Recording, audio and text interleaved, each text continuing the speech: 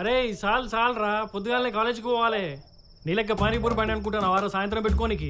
అరే ఆయన ఈ వయసులో చదువులు గిదువులు ఏంది బే? అరే దూపైనప్పుడే బాయ్ చదువుకున్నట్టు మా అయ్య సర్కారు ఉద్యోగం కోసమే మళ్ళీ కాలేజీలో జైన్ చెప్పించిండ్రా. అబ్బా అవునరా, ఇంకా శంకర్ పటేల్ మేనకోడలు కూడా గదే కాలేట కదా, కనిపిస్తుందా రా? కనిపించుడేందిరా, నా క్లాసే, నా పక్క బెంచే. దగ్గర నుంచి చూస్తే పసుపు ముద్ద లెక్క మస్తుందిరా.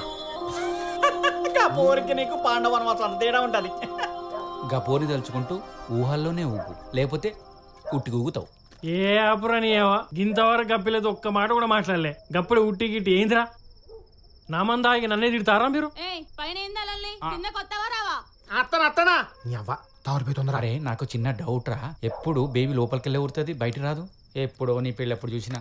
మా పెళ్ళప్పుడు మా మావకు మాట ఇచ్చిండ్రా, బేబీని ఇంటికి వెళ్ళి బయటికి వెళ్ళని అని. ఏరా వీడు? ఓ బేబీ పిలిచిందిగా.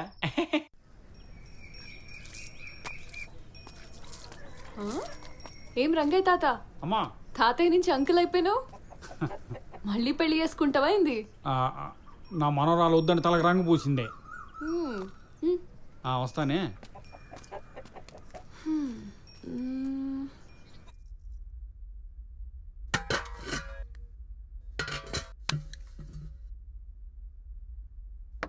శంకర్ పటేల్ లే.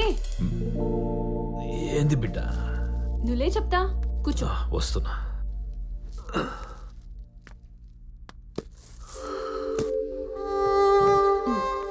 కూర్చో. ఏంది? రంగయ్య తాత జుట్టుకి రంగేసుకున్నాడు, నువ్వు వేసుకుంటే కాలేజ్ పోరడు లెక్క అయిపోతావు.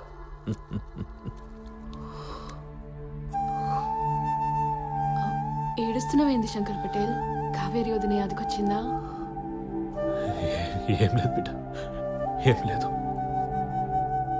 నా కూతురు చచ్చిపోలేదు బిడ్డ, నా కన్నం ముంగటి ఉంది.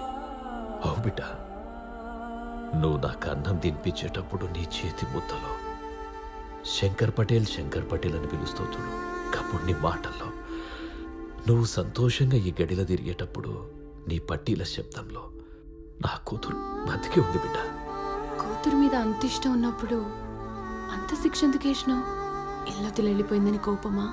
కోపం నా బిడ్డ మీద కాదమ్మా, ఒకే రోజు నా భార్యని బిడ్డని బలి తీసుకున్నదే గా ప్రేమ మీద.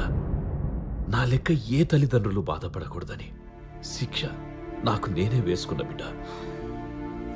సరే సరే, ఆ బాధలోకి వెళ్ళి బయటికి వచ్చేయి బిడ్డ.